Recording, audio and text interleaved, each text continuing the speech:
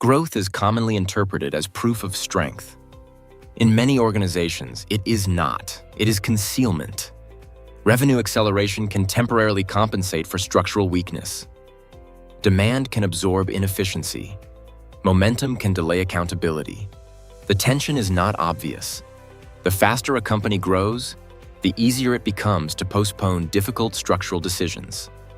Until scale removes the illusion, and what was hidden becomes exposed. Most founders associate growth with validation. If revenue is increasing, the model must be correct. If customers are buying, the positioning must be strong. If the team is expanding, the company must be evolving. This assumption shapes executive priorities.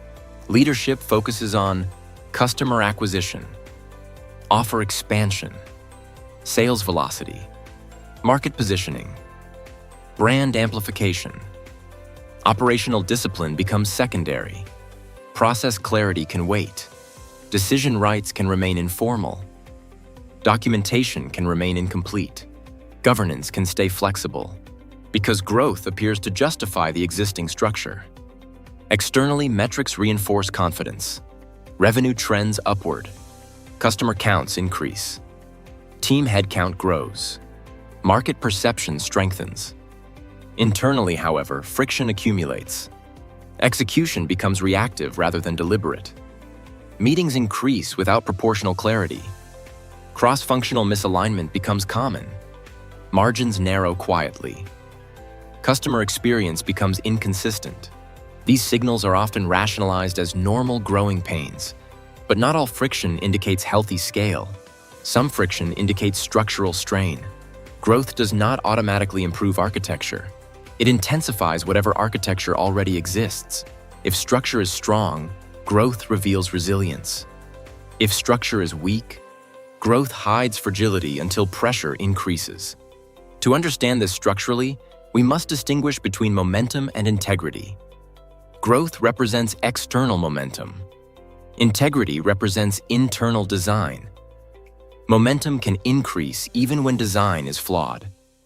As demand increases, revenue cushions inefficiencies. Consider what happens underneath. Manual processes persist because additional labor is affordable.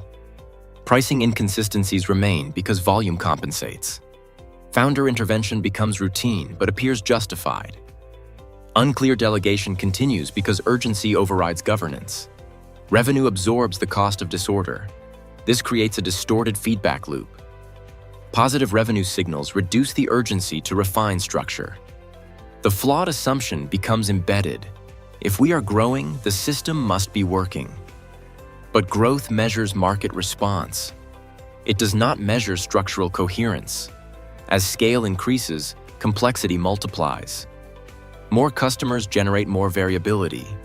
More transactions increase exposure to error. More employees create more communication nodes. More products introduce more operational interdependencies. If architecture does not evolve in parallel with complexity, fragility increases. Growth temporarily obscures that fragility, but it also magnifies it. Each additional layer of scale adds stress to underlying weaknesses. If revenue expansion slows even slightly, weaknesses become visible immediately. Cash compression appears. Operational bottlenecks intensify. Leadership bandwidth tightens. The organization becomes dependent on continuous expansion to maintain equilibrium. That dependency is not strategic strength. It is conditional stability. And conditional stability carries risk. To evaluate whether growth is reinforcing your business or concealing weakness, consider 3 lenses. Lens 1. Margin integrity under scale revenue growth without margin durability is structural risk. The critical question is not, are we earning more? It is our earning power strengthening? As scale increases, are gross margins stable? Is operational leverage improving? Are cost structures disciplined? Is acquisition efficiency sustainable? Growth can hide margin leakage. Volume can compensate for inefficiency temporarily. But if revenue expansion requires increasing discounting, rising acquisition cost, or escalating overhead, the model is fragile. Margin integrity reflects system health. Without it, Growth amplifies exposure. When momentum slows, weakened margins surface immediately. Lens 2. Founder dependency ratio. True scale reduces reliance on individual intervention. If growth increases centralization, weakness is present. Ask, are more decisions escalating upward? Is the founder resolving operational conflicts daily? Are teams unclear on authority boundaries? Does execution slow without executive involvement? If scale concentrates decision-making rather than distributing it, structure is not scaling. Only volume is. Founder dependency often feels like responsible leadership. In reality, it signals incomplete architecture. Organizations that require constant executive override cannot sustain complexity indefinitely. They compensate for missing systems with personal effort. That effort is finite. Lens 3. Structural load capacity. Every organization has a load threshold. Growth increases load across all dimensions. Operational demand. Communication frequency. Risk exposure. Coordination complexity. The question is not whether load increases. It is how load is absorbed. Indicators of structural overload include increased rework, escalating internal friction, higher employee turnover, rising customer complaints, inconsistent execution quality.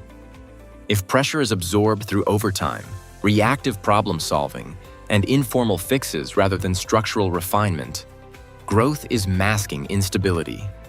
Effort can temporarily stabilize performance, but effort does not scale. Systems scale. Load capacity determines endurance. Without reinforcement, growth accelerates fatigue. Fatigue reduces precision. Reduced precision increases error. Error increases cost. Cost reduces resilience. The cycle compounds silently. When growth hides weakness, long-term exposure expands. First, volatility risk intensifies. If revenue growth slows or external conditions shift, hidden inefficiencies surface immediately. Margins compress rapidly. Liquidity tightens. Confidence declines. Second, competitive position weakens. Competitors with stronger architecture operate with lower friction. They preserve margin under pressure. They scale without executive exhaustion. They recover from downturns more efficiently. Third, strategic clarity erodes. If leadership mistakes growth for structural strength, corrective investment is delayed. Governance remains informal. Infrastructure remains underdeveloped. Processes remain undocumented. By the time correction becomes unavoidable, complexity has multiplied. Remediation becomes disruptive and costly. Growth should strengthen architecture. If it only increases activity, exposure accumulates. True resilience is tested not during expansion, but during deceleration. If the organization remains stable when growth moderates, structure is sound. If instability emerges immediately, growth was compensating for weakness. Growth proves demand. It does not prove durability. Momentum can conceal fragility. Volume can disguise inefficiency. Strength is measured by structural stability, not speed of expansion. If scale increases pressure rather than reducing it, architecture requires examination. Because growth can delay exposure, but scale always reveals structure, and structure determines survival.